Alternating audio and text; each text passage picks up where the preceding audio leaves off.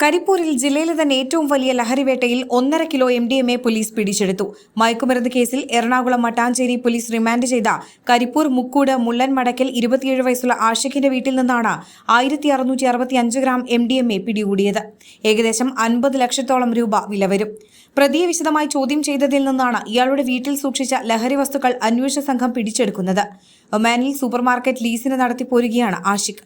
കഴിഞ്ഞ മാസം 20-നാണ് ആഷിഖ് നാട്ടിലെത്തുന്നത്. 23-ന് ഒമാനിൽ നിന്ന് ചെന്നൈയിലേക്കും അവിടെ നിന്ന് കരിപ്പൂരിലെ വീട്ടിലേക്കും പാർസലായാണ് MDMA എത്തിച്ചത്. ഇന്നു പുലർച്ചെ വീട്ടിലെത്തിയ പാർസൽ അന്വേഷണ സംഘം എത്തി പിടികൂടുകയായിരുന്നു.